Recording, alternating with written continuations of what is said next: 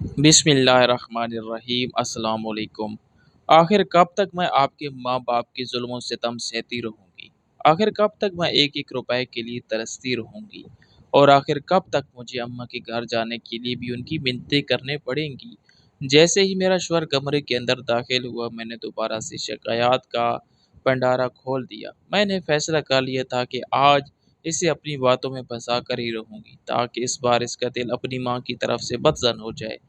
اس کی ماں اب کچھ زیادہ ہی میرے سر پر چڑھ کر ناچ رہی تھی۔ اب وہ کچھ زیادہ ہی من مانی کرنے لگی تھی۔ میرا شوہر بھی مکمل طور پر اس کے قابو میں ہی تھا۔ وہ میری کوئی بھی بات نہیں سنتا تھا اور مجھے ایک روپیہ بھی نہیں دیتا تھا۔ اب کیا ہو گیا ہے؟ اب کیا کر دیا ہے میری بیچاری ماں نے؟ میرے شوہر نے اپنے چہرے پر پریشانی کی تسرا سمجھاتے ہوئے مجھ سے پوچھا، اور پھر میں نے جو کہانی صبح سے سوچ کر رکھی ہوئی تھی وہ اسے سنا دی۔ میں نے اسے روتے ہوئے بتایا کہ صبح کے وقت میں اپنی ماں کے گھر جانے کے لیے گھر سے نکل رہی تھی، مگر میرے پاس پیسے نہیں تھے۔ اب تم خود ہی سوچو کہ اماں کے گھر جانے کے لیے بھی میرے پاس کرایہ نہیں تھا۔ کیا یہ ظلم نہیں ہے؟ خیر، میں نے تمہاری ماں سے اس بارے میں بات کی تو میری بات سن کر تمہاری ماں مجھے ڈانٹنے لگی اور مجھے باتیں سناتے ہوئے کہنے لگی کہ لڑکی، اپنی اوقات میں ہی رہا کرو۔ میرے بیٹے کے پیسے اتنے فالتو نہیں ہے کہ وہ تمہاری عیاشیوں کے لیے استعمال ہوتے رہیں۔ تم اندازہ نہیں لگا سکتے کہ اس وقت میری ماں کی طبیعت کتنی زیادہ خراب تھی۔ وہ زندگی اور موت کی جنگ لڑ رہی تھی۔ میرا ان کے پاس پہنچنا بہت ضروری تھا، لیکن تمہاری ماں نے مجھے پیسے دینے سے انکار کر دیا اور پھر مجھے مجبوراً محلے کی ایک عورت سے پیسے لینے پڑے۔ میری بات سن کر میرے شوہر کا چہرہ یکدم ہی سیاہ ہو گیا۔ بہت زیادہ شرمندہ نظر آ رہا تھا۔ میں نے گردن جھکا دی اور اپنی مسکراہٹ روکنے کی کوشش کی۔ دراصل میں یہی چاہتی تھی کہ ایک بار اس کا دل تھوڑا سا نرم پڑ جائے، پھر میں اس پر ضرب لگ کر اسے اپنی مرضی کے مطابق موڑ لوں گی۔ میں نے اسے مزید بتایا کہ وہ پڑوسن میرا بہت مذاق بنا رہی تھی اور مجھے کہہ رہی تھی کہ اس طرح کا سلوک تو کسی چھوٹے بچے کے ساتھ نہیں ہوتا، جس طرح کا سلوک تمہارے ساتھ ہوتا ہے۔ چھوٹے بچے کو بھی اتنے پیسے مل جاتے ہیں کہ وہ اپنا گزارا آسانی سے چلا لیتا ہے، مگر ایک تم ہو کہ جسے کرائے کے لیے بھی پڑوسن کے سامنے ہاتھ پھیلانے پڑتے ہیں۔ اب کی بار میرے شوہر نے جلدی سے چہرہ اٹھایا اور غصے سے میری طرف دیکھتے ہوئے کہنے لگا، تم نے اسے سب کچھ سچ سچ بتا دیا؟ میں نے تیزی سے ہاں میں سر ہلایا اور اسے کہا کہ میرے پاس اس کے علاوہ دوسرا کوئی چارہ نہیں تھا۔ پڑوسن سمجھ رہی تھی کہ میں اس کے ساتھ مذاق کر رہی ہوں۔ اس نے اپنا سر دونوں ہاتھوں میں گرا دیا اور اپنے بال کھینچتے ہوئے کہنے لگا، مجھے سمجھ نہیں آ رہا کہ میں کیا کروں۔ تم دونوں عورتوں میں بہت بری طرح پھنس گیا ہوں۔ ایک کو خوش کرنے کی کوشش کرتا ہوں تو دوسری عورت ناراض ہو جاتی ہے، اور اگر دوسری کو خوش کرنے کی کوشش کرتا ہوں تو پہلی منہ بنا کر بیٹھ جاتی ہے۔ پورا دن آفس میں کام کرتا رہتا ہوں، سوچتا ہوں گھر جاؤں گا تھوڑا سا آرام مل جائے گا، لیکن گھر آ کر تمہاری شکایات شروع ہو جاتی ہے۔ میں نے اسے کہا کہ تم صرف اور صرف ایک کام کر لو، اپنی ماں کو سمجھا دو کہ وہ میرے معاملات میں ٹانگ اڑانا چھوڑ دے، اور تم بھی تھوڑا خوف کھو، میرے ہاتھ میں بھی تھوڑے پیسے رکھ دیا کرو تاکہ میں اپنا خرچہ پورا کر لوں۔ ہمیشہ مجھے تمہاری ماں کے سامنے ہاتھ پھیلانے پڑتے ہیں یا تمہاری منتیں کرنی پڑتی ہیں۔ تمہاری اتنی زیادہ تنخواہ ہے پھر بھی مجھے ذرا بھی فائدہ نہیں پہنچتا، اور دوسری طرف میری دوستیں ہیں جن کے شوہروں کی تنخواہیں بہت کم ہیں، لیکن اس کے باوجود وہ عیاشی بھر زندگی گزار رہی ہیں۔ ہر مہینے ہی وہ اپنے لیے جوڑے بنواتی ہیں اور اس کے علاوہ جو دل کرتا ہے وہ کرتی ہیں، مگر میں ہوں کہ اپنی ساس کے چکروں میں بہت بری طرح سے پھنسی ہوئی ہوں۔ اس نے میرے سامنے ہاتھ جوڑے اور مجھے کہنا لگا، دیکھو یہ میرے ہاتھوں کا واسطہ ہے، تھوڑی دیر کے لیے خاموش ہو جاؤ، میرے سر میں شدید درد ہو رہا ہے، مجھے تھوڑی دیر کے لیے آرام کرنے دو اور کمرے سے نکل جاؤ۔ مجھے اس طرح کی باتیں سننے کی عادت تھی، اس لیے میں نے برا نہیں منایا اور خاموشی سے کمرے سے باہر نکل گئی۔ میرے چہرے پر مسکراہٹ تھی اور میں بہت زیادہ خوش بھی محسوس کر رہی تھی، کیونکہ جیسا میں نے سوچا ویسا ہی ہوا تھا۔ مجھے اندازہ تھا کہ اب وہ کافی دیر تک اسی بارے میں ہی سوچتا رہے گا، اور مجھے یہ بھی یقین تھا کہ اس بار فیصلہ میرے ہی حق میں ہوگا۔ میں سین میں چلی گئی اور جلدی سے اپنی ماں کو کال ملا دی، اور یہ پلان کسی اور کا نہیں بلکہ میری ماں کا ہی تھا۔ وہ بھی روز روز کے جھگڑوں سے بہت زیادہ تنگ آ گئی تھی، اسی نے ہی مجھے یہ سارا ڈرامہ کرنے کے لیے کہا تھا۔ شام کے وقت میرا شوہر جب آفس میرے ساتھ، تب میری ماں نے اسے کال کی تھی اور اسے بتایا تھا کہ میں کتنی مشکلوں سے ان سے ملنے کے لیے وہاں پر پہنچی تھی۔ باقی کی کسر میں نے رات کے وقت اپنے شوہر سے جذباتی انداز میں باتیں کر کے پوری کر لی۔ جیسے ہی میں نے کال اٹھائی، ماں کی مسکراتی ہوئی आवाज़ मेरे कानों में पड़ी और वो मुझे कहने लगी, "सुनाओ बेटा, कैसा रहा? मुझे यकीन है कि तुम्हारा मसला हल हो गया होगा।" अम्मी जी, अभी मसला मुकम्मल तौर पर हल तो नहीं हुआ, लेकिन जैसे हालात हैं, वो सब देखकर मुझे लग रहा है कि बहुत जल्द ही फैसला मेरे ही हक में होगा। इस बार तो देखिए मैं अपनी सास के साथ कैसा सलूक करती हूँ, उसे ऐसा सबक सिखाऊँगी कि वो दोबारा कभी भी मेरे रास्ते में आने की कोशिश नहीं करेगी और हमेशा ही मुझसे खौफ़ खाती रहेगी। वो नहीं जानती कि इस बार इसका पाला किस लड़की से पड़ा है। मैं इतने महीने से उसका ज़ुल्म-ओ-सितम बर्दाश्त कर रही हूँ। इतने महीने से उसकी मनमानियाँ सह रही हूँ, मगर मज़ीद ये सब कुछ बर्दाश्त नहीं करूँगी। अरे, अरे बेटा, इतना भी जज़्बाती होने की ज़रूरत नहीं है। मत भूलो कि वो तुम्हारी सास है और सास माँ की तरह होती है। अगर तुम अपनी सास के साथ इस तरह का सलूक करोगी, तो हो सकता है कि मेरी बहुएँ मेरे साथ भी इसी तरह का रवैया रखें। अम्मा की बात सुनकर मैंने इनकार किया और कहा कि आप फ़िक्र मत करें, आपके साथ इस तरह का सलूक रवा नहीं रखा जाएगा। क्योंकि आप मेरी सास की तरह नहीं हैं। आप बहुत ही अच्छी औरत हैं। आप अपनी बहू के साथ बेटियों जैसा सलूक करती हैं। काफ़ी देर तक मैं अम्मा के साथ बातें करती रही।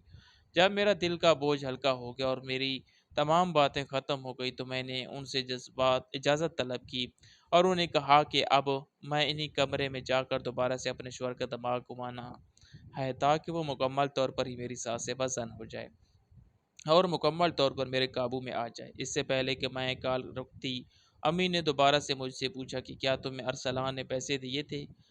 अम्मी की बात सुनकर दिन का वाक़या मेरी नज़रों के सामने घूमने लगा। अरसलान, जो कि मेरा दूर का कज़न था, वो मेरा बहुत ज़्यादा ख़्याल रखता था। वो बिलाशुबा शादीशुदा था और मैं भी शादीशुदा थी, लेकिन इसके बावजूद भी वो हर महीने ही मुझे पैसे देता था। जब मैंने उसे शुरू-शुरू में पूछा कि वो ये पैसे किस चीज़ के हैं, तो वो मुझे कहता कि मैं तुम्हें अपनी बहन मानता हूँ और इसीलिए ही तुम्हें पैसे देता हूँ। पहले कुछ हफ़्ते तो मैं उससे पैसे लेती हुए हिचकिचाती रही, लेकिन जब मैंने अपनी सास का रवैया देखा, तो मुझे अंदाज़ा हो गया कि अगर मैंने अरसलान से भी पैसे ना लिए, तो मेरी ज़िंदगी तो मुकम्मल तौर पर मफलूज हो जाएगी और मेरी बहुत सारी ख्वाहिशात थी और उनमें इन तमाम ख्वाहिशात को पूरा करना चाहती थी और इस सास के होते हुए मुझे लगता था कि ऐसा कभी मुमकिन नहीं हो सकता। जो मैं भी अरसलान से बगैर किसी शर्म व हया के पैसे लेने लगी। जब अम्मा को इस बारे में मालूम हुआ, तो अम्मा ने भी कोई वावेला नहीं बचाया। अभी कुछ दिन पहले ही मुझे ये मालूम हुआ था कि अरसलान की तलाक हो गई है। उसकी तलाक का सुनकर मुझे बहुत ज़्यादा अफ़सोस हुआ था। मुझे पता था कि वो अपनी बीवी से बहुत ज़्यादा मोहब्बत करता है और उसकी शादी भी पसंद की थी। सारे ख़ानदान वालों को ही इसकी शादी पर बहुत ज़्यादा अफ़सोस हो रहा था, जबकि मैं दिल ही दिल में बहुत ज़्यादा खुश हो रही थी। ना जाने क्यों मुझे लग रहा था कि इस तलाक के बाद अरसलान मुझे ज़्यादा पैसे देने लग जाएगा। ऐसे ही हुआ।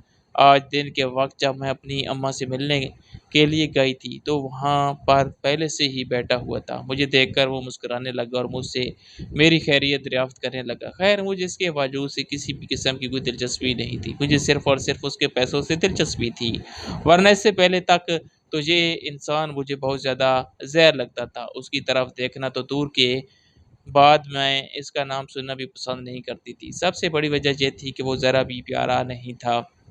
जबकि मुझे खूबसूरत लोग हमेशा से ही अपनी तरफ मुतवज्जो करते थे। मैं पहले-पहले अम्मा के सामने उसकी बहुत सारी बुराइयाँ करती थी, मगर अब वो यकदम ही मुझसे बहुत ज़्यादा अच्छा लगने लगा था, क्योंकि वो मेरे बहुत ज़्यादा काम करने लगा था। मुझे हमेशा से ही वो लोग पसंद रहे थे, जो मेरे लिए फ़ायदेमंद साबित होते थे और जिन लोगों से मुझे ज़रा भी फ़ायदा हासिल नहीं होता था, उन्हें मैं अपनी ज़िंदगी में रखना पसंद नहीं करती थी और उन्हें पहली ही फुर्सत से अपनी ज़िंदगी से निकाल लेती थी। मेरी इस आदत की वजह से अक्सर ही मुझे अपनी माँ से बहुत सारी बातें सुनने को मिलती थी। अम्मा मुझे कहती थी कि हमेशा दूसरों से फ़ायदा नहीं उठाना चाहिए, बल्कि कभी-कभार दूसरों को भी फ़ायदा पहुँचा देना चाहिए। इस तरह इंसान बहुत से हालात में कामयाब होता है, जबकि अम्मा की सारी बातें मैं हमेशा की तरह हँसी-मज़ाक में उड़ा देती थी और उन्हें कहती थी कि आपको बिल्कुल भी नहीं पता, ये मॉडर्न ज़माना है और मॉडर्न ज़माने में इंसान उसी शख़्स से ही दोस्ती करता है जिस इंसान से उसे मुनाफ़ा मिलता है। और मेरी फ़ितरत तो वैसे ही थी कि अगर मुझे अपना दोस्त मुनाफ़ा ना देता, तो मैं उसे डसने से बाज़ ना आती और अगर मुझे मेरा दुश्मन मुनाफ़ा देना शुरू कर देता, तो मैं अपने दुश्मन को भी दोस्त बना लेती। अम्मा कभी-कभार मुझे कहती थी कि तू बहुत बड़ी और ज़हरीली नागिन है। अम्मा की बातें सुनकर मैं हमेशा ही हँसी देती थी, जैसे ये बात मेरे लिए बहुत फ़ख्र की हो।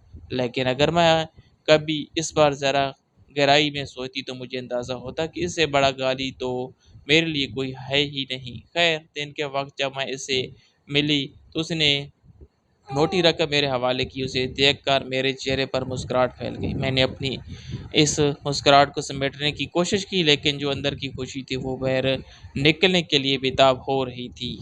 اس نے میرے چہرے کی طرف بہت ہی عجیب و غریب نظروں سے دیکھا اور مجھے کہنے لگا کہ اب تو تمہاری ساری خواہشات میں اسی طرح ہی پوری کرتا رہوں گا۔ اب تمہیں بالکل بھی فکر مند ہونے کی ضرورت نہیں ہے۔ اس نے مجھے مزید کہا کہ تمہاری ماں نے مجھے تمہارے شوہر کے بارے میں بتایا ہے، اور تمہارے شوہر کے بارے میں سن کر مجھے بہت ہی افسوس ہوا ہے۔ وہ بالکل بھی ٹھیک انسان نہیں ہے، اور میں نہیں چاہتا کہ تم اس طرح کے انسان کے ساتھ اپنی زندگی گزارو۔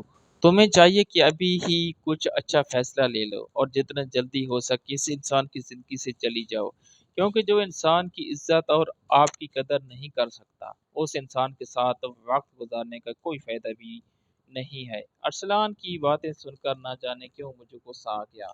میرا چہرہ یکدم ہی غصے سے لال ہو گیا۔ اماں نے جب میری یہ کیفیت دیکھی تو وہ سمجھ گئی کہ اس وقت میرے دل کے اندر کیا چل رہا ہے۔ انہوں نے جلدی سے میرے بازو کو پکڑا اور مجھے پرسکون کرتے ہوئے کہنے لگی کہ ارسلان، تو بس یوں ہی مذاق کر رہا ہے۔ تو میں تو پتہ ہے کہ ارسلان کی مذاق کی عادت ہے۔ میں نے ارسلان کے چہرے کی طرف دیکھا، وہاں پر مذاق کا نشان تک نہیں تھا۔ صاف ظاہر ہو رہا تھا کہ وہ سنجیدگی سے مشورہ دے رہا ہے۔ میں نے وہ لفافہ اس کے ہاتھ میں رکھ کر اسے کہا کہ اگر تمہارا مقصد یہ ہے کہ تم میرا گھر توڑ دو تو مجھے تمہارے پیسے نہیں چاہیے۔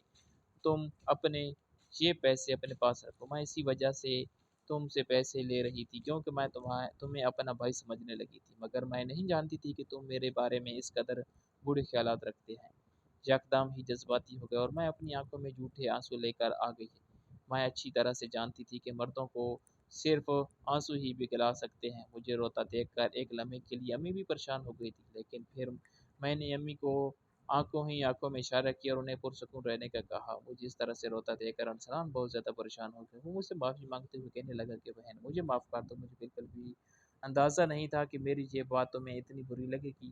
میرا کوئی غلط مقصد نہیں تھا، بلکہ میں تو صرف اور صرف تمہیں خوش دیکھنا چاہتا ہوں۔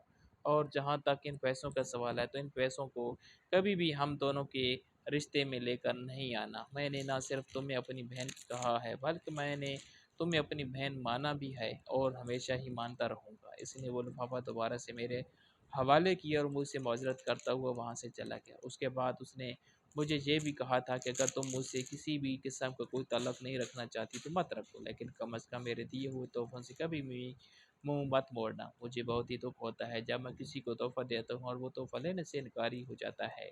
تم فکر مت کرو، تمہارے تحفے تو میں کھلے دل سے قبول کروں گی۔ یہ بات میں صرف دل ہی دل میں کہہ سکی تھی، میں نے اسے کچھ بھی نہیں کہا تھا۔ وہ وہاں سے چلا گیا۔ میں خوشی سے اماں کی طرف متوجہ ہو گئی اور میری اماں کو کہنے لگی، میں تو سوچ بھی نہیں سکتی تھی کہ یہ انسان اتنا زیادہ بے وقوف ہو سکتا ہے۔ اماں نے زور سے میرے سر پر تھپڑ مارا اور ڈانٹتے ہوئے کہنے لگی کہ تمہیں اتنا بڑا ڈرامہ لگانے کی کیا ضرورت تھی؟ اگر وہ واقعی وہ پیسے لے کر اپنے ساتھ چلا جاتا تو پھر تمہیں کیا کرتی؟ اماں کی بات سن کر میں نے اپنی آنکھوں میں آئے ہوئے جھوٹے آنسوؤں کو صاف کیا اور انہیں کہا کہ آپ کو بالکل بھی اندازہ نہیں ہے کہ کھیل کس طرح سے کھیلا جاتا ہے۔ آپ بس مجھے دیکھتے رہیں اور سیکھتے رہیں۔ مجھے یقین ہے کہ ایک دن آپ بھی بہت بڑا کھلاڑی بن جائیں گی۔ ارے میں نے جتنے بھی کھیل کھیلنے تھے وہ میں اپنی زندگی میں اپنے ساس کے ساتھ کھیل چکی تھی۔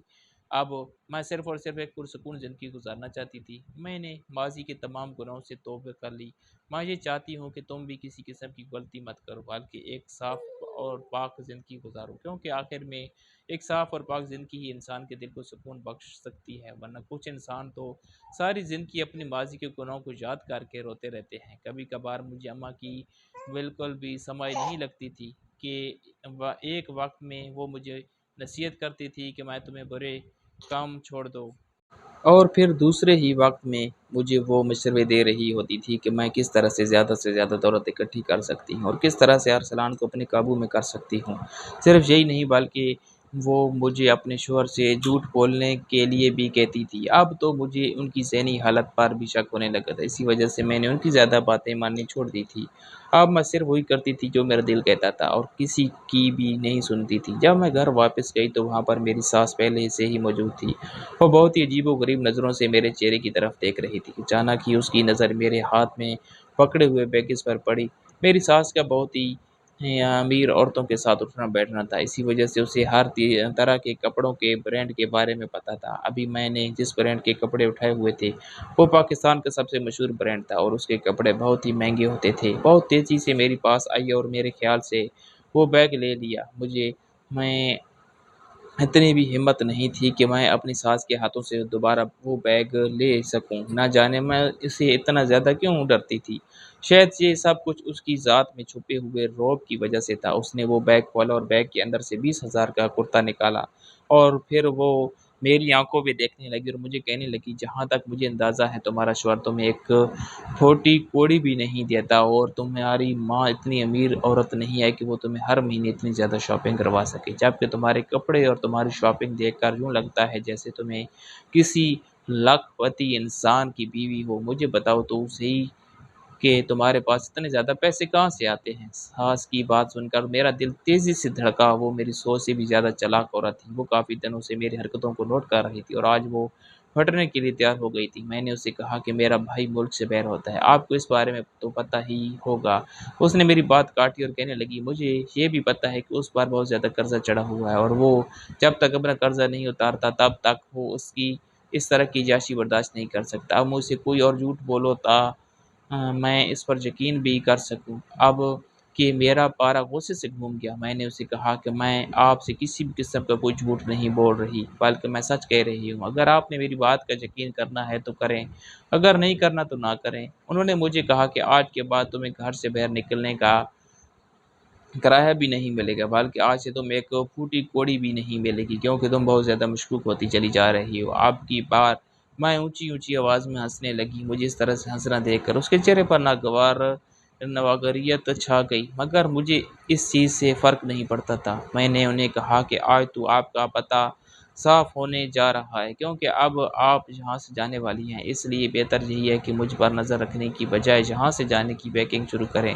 کیونکہ میں اب آپ کا وجود مزید اس گھر میں برداشت نہیں کر سکتی اور نہ ہی مجھے پیسوں کے لیے مزید ترسنا ہے۔ میرا شوہر ایک سرکاری نوکری کرتا ہے اور اس کی بہت ہی اچھی تنخواہ ہے، مگر اس کے باوجود بھی مجھے آپ سے پیسے مانگنے پڑتے ہیں۔ ایک تو تمہاری باتیں سن کر مجھے بہت زیادہ ہنسی آتی ہے، میری ساس طنزیہ انداز میں کہنے لگی۔ اس نے مجھے کہا کہ تم آگے پیچھے سے اتنے زیادہ پیسے اکٹھے کر لیتی ہوں، مگر اس کے باوجود بھی تمہارے پیسوں کی بو ختم نہیں ہوتی، آخر تم اتنے پیسوں کو کیا کرو گی؟ میرا بس نہیں چل رہا تھا کہ میں اپنی ساس کا منہ نوچ لوں، مگر میں نے اسے کچھ بھی نہیں کہا اور چلتی کرتی اپنے کمرے میں واپس چلی گئی۔ وہ پورا دن اپنے کمرے میں بند رہی اور پھر میں نے اسی وقت فیصلہ ہی کیا کہ نہ صرف اپنی ماں کو کہوں گی کہ میرے شوہر کو کال کرے، بلکہ اس کے ساتھ ساتھ خود بھی شوہر کے کان بھروں گی، تاکہ اسے اندازہ ہو جائے کہ اس کی بیوی کتنی مشکل زندگی گزاری ہے۔ جہاں تک میری پڑوسن کا سوال تھا تو پڑوسن کو بھی میں نے تھوڑے سے پیسے دے کر اپنے قابو میں کر لیا تھا۔ وہ ویسے بھی بہت ہی لالچی عورت تھی۔ اماں سے کال کر کے میں جیسے ہی فارغ ہوئی، مجھے اپنے پیچھے کسی کی موجودگی کا احساس ہوا۔ میں نے پیچھے پلٹ کر دیکھا تو وہاں میری ساس کھڑی تھی۔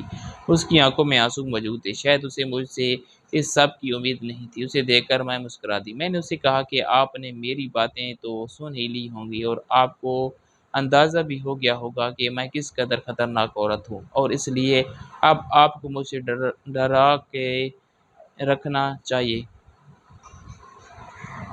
کہیں ایسا نہ ہو کہ آپ کا کھیل ہمیشہ ہمیشہ کے لیے ختم ہو جائے۔ وہ تیزی سے چلتی ہوئی میرے پاس آئی اور میری آنکھوں میں دیکھتے ہوئے کہنے لگی، آخر تم اس طرح کا سلوک کیسے کر سکتی ہو؟ میں تم سے اتنی محبت کرتی ہوں، میں تمہیں اپنی بیٹی سمجھتی ہوں اور میرے ہمیشہ سے یہی کوشش ہوتی ہے کہ تمہیں سیدھے راستے پر لاؤں، مگر تم کبھی بھی مجھے سمجھنے کی کوشش نہیں کرتی اور نہ ہی کبھی تم نے میری بات ماننے کی کوشش کی ہے۔ ساس کے منہ سے اس طرح کی باتیں سن کر چند لمحوں کے لیے تو میں حیران رہ گئی اور پھر مجھے جلد ہی احساس ہو گیا کہ احساس کی کوئی نئی چال ہوگی تاکہ میں اس کے خلاف نہ ہو جاؤں۔ میں انہیں ہاتھ اٹھا کر انہیں خاموش رہنے کا اشارہ کیا اور انہیں کہا کہ اب میں آپ کے ان چکروں میں نہیں پھنسوں گی۔ مجھے اندازہ ہے کہ آپ یہ ساری باتیں صرف اور صرف مجھے گھمانے کے لیے کر رہی ہیں۔ حقیقت میں آپ مجھ سے بہت نفرت کرتی ہیں اور اس بات کا اظہار آپ کئی بار میرے سامنے کر چکی ہیں۔ میں تم سے کسی بھی قسم کی نفرت نہیں کرتی، بلکہ میں تم سے بہت محبت کرتی ہوں، تمہیں اپنی بیٹی مانتی ہوں۔ میں جانتی ہوں کہ ان دونوں تم کسی غلط چکر میں پھنسی ہوئی ہو، میں صرف تمہیں اس چکر سے باہر نکالنا چاہتی ہوں، اور جہاں تک تمہیں پیسے نہ دینے کا سوال ہے، تو اس کے پیچھے بھی ابھی ایک بہت بڑی وجہ ہے۔ میں نے ان کے ساتھ ہاتھ جوڑ دیا اور انہیں کہا، خدا کے لیے آپ بس خاموش ہو جائیں۔ میں نے آپ کی ایک بھی بات نہیں سنی، اور نہ ہی اب میں کسی بھی قسم کے کسی جملے میں پھنسوں گی۔ جلدی سے اپنے کمرے میں جائیں، کہیں ایسا نہ ہو آپ کی بوڑھی ہڈیوں کی سردی لگ جائے۔ میں ابھی اپنے کمرے میں جا رہی ہوں۔ یہ کہہ کر خاموشی سے اپنے کمرے کی طرف چل دی۔ مجھے اپنے پیچھے اس کی آواز سنائی دی کہ تم بہت زیادہ پچھتا ہوگی۔ اس کے بعد کو بھی میں نے ہنسی میں اڑا دیا۔ میں جانتی تھی کہ وہ دھمکی دینے کے علاوہ مجھے کچھ بھی نہیں کر سکتی۔ اگر انہیں کچھ کرنا ہوتا تو ان کے پاس کافی موقع موجود تھے۔ جب میں کمرے کے اندر داخل ہوئی، میں نے دیکھا کہ میرا شوہر اپنا سر دونوں ہاتھوں میں گرا کر بیٹھا ہوا تھا۔ اس کے چہرے پر کرب صاف دکھائی دے رہا تھا۔ میں تیزی سے بھاگتی ہوئی اس کے پاس گئی اور اسے پوچھا کہ کیا ہو گیا ہے۔ اس نے میرا ہاتھ پکڑا اور مجھ سے معافی مانگتے ہوئے کہنے لگا کہ مجھے معاف کر دو، میں نے تمہارے ساتھ بہت بڑی زیادتی کر دی ہے۔ مجھے تمہارے ساتھ اس طرح کا سلوک نہیں کرنا چاہیے تھا، بلکہ مجھے تمہیں بھی سمجھانا چاہیے تھا، کہ تمہیں بھی وقت دینا چاہیے تھا۔ اس کا لہجہ یکدم ہی تبدیل ہو گیا تھا۔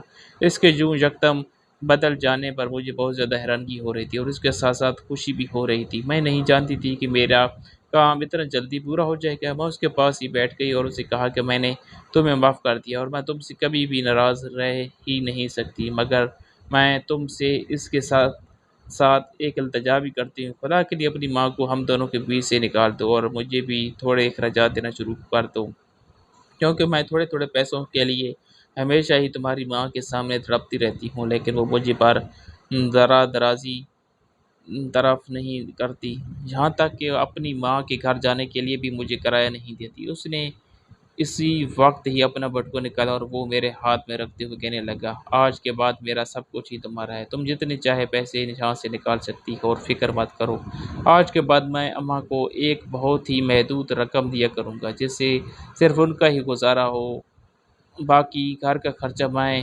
اب سے تمہارے ہاتھ میں رکھوں گا۔ میری خوشی کا کوئی ٹھکانہ نہیں تھا۔ وہ پوری رات مجھے بہت ہی سکون کی نیند آئی۔ اگلے دن جب میں صبح سو کر اٹھی تو میری ساس پہلے سے ہی جاگی ہوئی تھی، لیکن اس کے چہرے پر بہت زیادہ تکلیف پھیلی ہوئی تھی۔ میں مسکراتی ہوئی اس کے پاس گئی اور اسے کہا کہ پھر آپ کو میری پہلی چال کیسی لگی؟ میری بات سن کر اس کے چہرے پر ایک پھیکی سی مسکراہٹ پھیل گئی۔ اس نے مجھے کہا کہ اس سب سے باز آ جاؤ، ورنہ تم اپنا بہت بڑا نقصان کرو گی۔ میں نے تیزی سے نفی میں سر ہلایا اور اسے کہا کہ میں نے اپنا جتنا نقصان کرنا تھا وہ میں کر چکی ہوں، اب میرا نقصان نہیں ہوگا، صرف اور صرف ایک شخصیت کا نقصان ہوگا، اور وہ شخصیت کسی اور کی نہیں بلکہ آپ کی ہے۔ آپ نے مجھے بہت زیادہ تڑپایا ہے، اور آپ کی وجہ سے میں ایک ایک روپے کے لیے ترستی رہی ہوں، مگر اب دوبارہ ایسا نہیں چلے گا۔ اب آپ تڑپیں گی اور آپ ترسیں گی، یہ تو وقت ہی بہت اچھے طریقے سے بتائے گا۔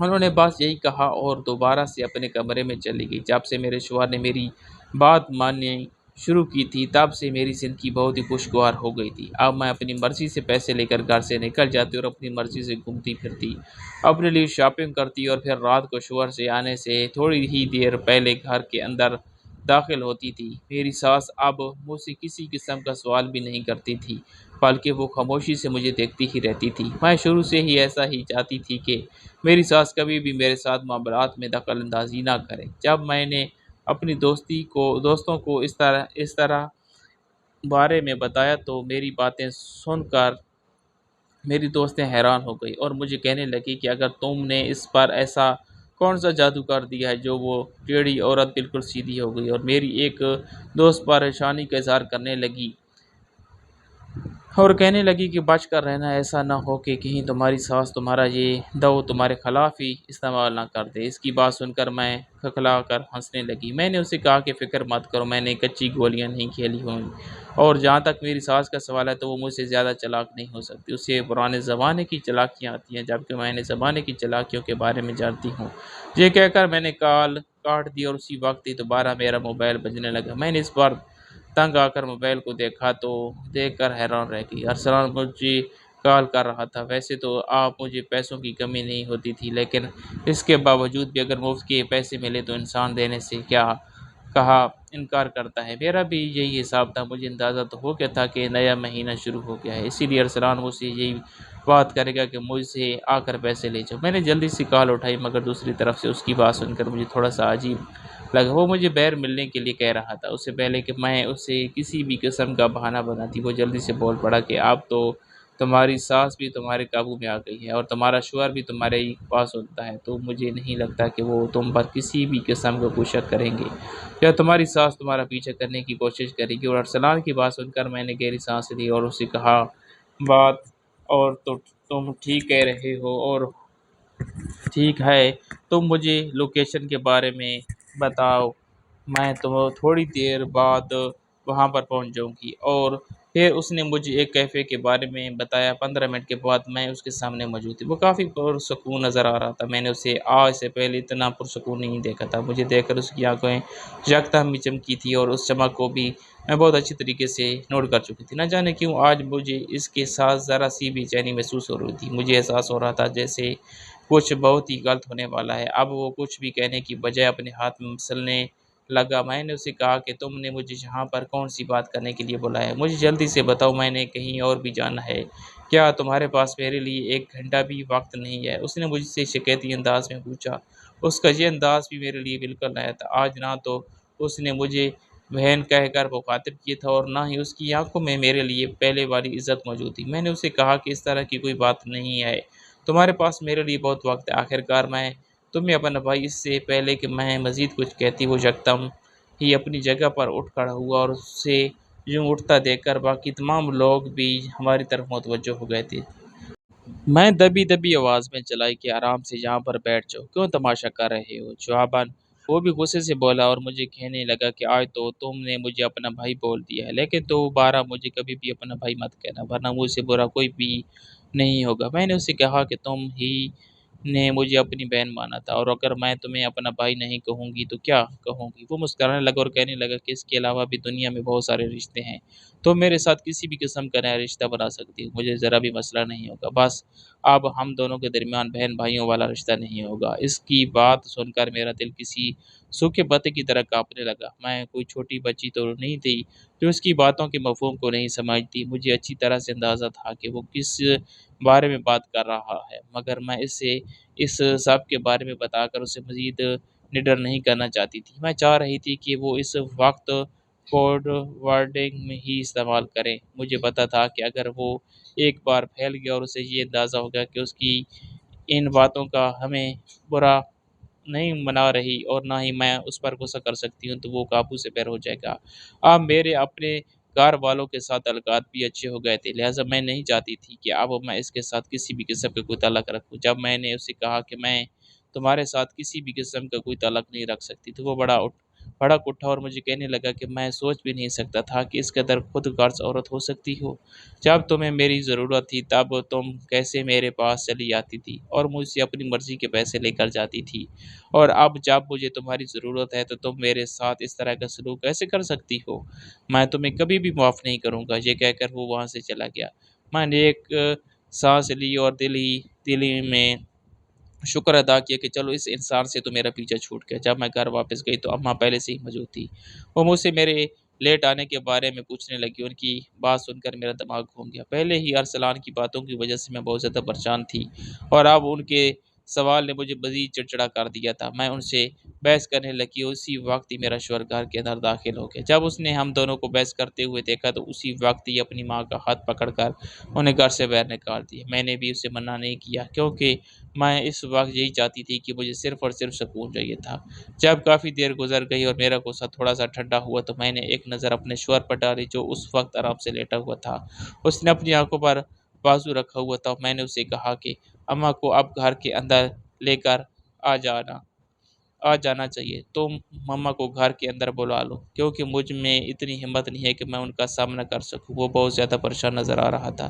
یقیناً وہ اپنے کیے پر بہت زیادہ شرمندہ تھا، اور اسے شرمندہ ہونا بھی چاہیے تھا۔ میں کبھی بھی نہیں چاہتی تھی کہ وہ اپنی ماں کے ساتھ اس طرح کا سلوک کرے۔ نہ جانے اسے ایک دم سے کیا ہو گیا تھا۔ جب میں نے باہر جا کر دیکھا تو حیران رہ گئی، باہر کوئی بھی موجود نہیں تھا۔ میں نے محلے میں ہر گھر میں پتہ کر لیا تھا کہ مگر میرے ساس کہیں بھی مجھے نہیں ملی تھی۔ میں نے پریشانی سے جب اپنے شوہر کو اس بارے میں بتایا تو وہ بھی یکدم خوفزدہ ہو گیا۔ پورے شہر میں ہی ہم نے انہیں تلاش کر لیا، لیکن ان کا وجود ہمیں کہیں بھی دکھائی نہیں دیا۔ نہ جانے انہیں آسمان نکل گیا تھا یا زمین کھا گئی تھی، ان کا نام و نشان نہیں مل رہا تھا۔ اماں کے جانے کے بعد یکدم ہمارے گھر کے حالات بہت زیادہ برے ہو گئے۔ ہر روز کوئی نہ کوئی حادثہ پیش ہو جاتا تھا۔ یکدم ہی میرے شوہر کی نوکری بھی چھوٹ گئی، گھر میں فاقوں کی نوبت آ گئی۔ اماں سے رابطہ کرنے کی کوشش کی تو اماں میری کوئی بھی بات سننے کے لیے تیار نہیں تھی۔ وہ اپنی غربت کا رونا رو رہی تھی اور مجھے کہہ رہی تھی کہ ان کے بیٹے کی نوکری پھر سے چلی گئی ہے اور ان کا بیٹا اب دوبارہ سے پاکستان واپس آ رہا ہے۔ اماں پر پہلے سے ہی بہت سارا قرضہ چڑھا ہوا تھا اور وہ میری کوئی بھی مدد نہیں کر سکتی تھی۔ میں اپنا زیور بیچنے پر مجبور ہو گئی۔ زیور بیچ کر ہمارا گھر کا نظام چلنے لگا، مگر میں حیران ہو جاتی تھی کہ مہینہ کا لایا ہوا سودا ہفتوں میں ہی ختم ہو جاتا تھا۔ اگر اس طرح سے چلتا رہتا تو ہم بہت جلد ہی سڑک پر آ جاتے۔ مجھے لگ رہا تھا کہ یہ سب کچھ اماں کی بد دعا کی وجہ سے ہوا ہے۔ ہم دونوں میاں بیوی انہیں بے چینی سے ڈھونڈ رہے تھے، مگر ان کی اب تک کوئی خبر بھی نہیں مل سکی تھی۔ ایک دن میرے شوہر نے کہا کہ چلو مولویوں سے جا کر رابطہ کرتے ہیں، ہو سکتا ہے کہ وہ ہماری مدد کرے۔ جب ہم مولوی کے پاس گئے تو اس نے میری طرف اشارہ کرتے ہوئے کہا کہ یہ ساری مصیبت تمہاری بیوی نے بلائی ہے۔ تیری بیوی ہی اس شخص سے ملتی رہی تھی، تیری بیوی نے اس شخص کے ساتھ تعلقات قائم کی اور اس شخص کو اپنی محبت کے جال میں پھنسایا۔ تیری بیوی نہیں جانتی تھی کہ وہ شخص بہت بڑا جادوگر ہے۔ اس دن مجھے پر جو راز اشکار ہوا وہ سن کر مجھے لگا ساتوں آسمان میرے سر کے اوپر آ کر گر گئے ہوں، اور دراصل ارسلان ایک بہت بڑا جادوگر تھا۔ اس کے پاس زیادہ دولت اسی لیے ہوتی تھی کیونکہ وہ جادو کرتا تھا۔ اس کے بہت سارے کلائنٹ تھے جو اسے منہ مانگی رقم دیتے تھے۔ شروع میں تو وہ مجھے بہن کہہ کر میری مدد کر رہا تھا، لیکن پھر اچانک ہی اس کا دل میری طرف میل ہونے لگا۔ جب اس نے مجھ سے اپنی محبت کا اظہار کیا تو میں نے اس کی محبت کو بری طرح سے جھٹلا دیا۔ اسی وجہ سے اس نے مجھے پر جادو کرنا شروع کر دیا۔ اس نے گھر کی چھت پر بہت سارے تعویذ رکھے ہوئے تھے۔ مولویوں نے ہمیں چھت پر جانے کے لیے کہا۔ جب ہم چھت پر گئے تو وہاں سے بہت سارے کالے اور سرخ دھاگے نکلے۔ اس کے بعد مولویوں نے ہمیں بہت سارے اذکار پڑھنے کے لیے کہا اور کچھ عمل کرنے کے لیے دیے۔ میں باقاعدہ سے وہ عمل کرنے لگی۔ تھوڑے ہی دنوں کے بعد ہمیں یہ بھی پتہ چل گیا کہ میری ساس اپنی ایک بہن کے گھر پر موجود ہے۔ میرا شوہر اگلے ہی دن وہاں گیا اور اس کے قدموں میں گر کر معافی مانگ کر اسے واپس اپنے گھر لے آئے۔ میں بھی اپنی ساس کے قدموں میں گر گئی اور ان سے اپنے کیے کی معافی مانگی۔ میری ساس نے مجھے معاف کر دیا تھا۔ دراصل میری ساس کے پاس روحانی طاقتیں موجود تھیں۔ جب میں اپنے کزن سے ملنے کے لیے جاتی تھی اور گھر واپس لوٹتی تھی تو اسے ایک کالا دھواں دکھائی دیتا تھا جس نے مجھے اپنے قابو میں کیا ہوا تھا۔ اسی وجہ سے ہی وہ مجھے گھر سے نکلنے سے منع کرتی تھی، مگر میں نے اس کی بات کبھی بھی نہیں مانی اور ہمیشہ ہی اپنی منمانی کی۔ یہی وجہ تھی کہ میں ایک بڑی مشکل میں پھنسنے جا رہی تھی۔ وہ تو خدا کا شکر تھا کہ ہم نے وقت پر ہی کسی مولوی سے رابطہ کر لیا تھا اور وہ مولوی بھی اچھا ثابت ہوا تھا۔ میرے گھر کے حالات دوبارہ سے ٹھیک ہو گئے۔ دوبارہ سے میرا شوہر نوکری کرنے لگا اور دوبارہ سے میرے گھر میں خوشی آ گئی۔ اب بائیں بہت پرسکون زندگی گزار رہی تھی۔ اب مجھے اپنی ساس بوجھ نہیں لگتی۔ میں کوئی بھی کام اپنی ساس کے مشورے کے بغیر نہیں کرتی۔ مجھے احساس ہو گیا ہے کہ اگر بڑا انسان کبھی کسی کام سے منع کرے تو اسے انا کا مسئلہ نہیں بنانا چاہیے، بلکہ سمجھنے کی کوشش کرنی چاہیے، کیونکہ بعض اوقات اس کا تجربہ ہم سے کہیں زیادہ ہوتا ہے۔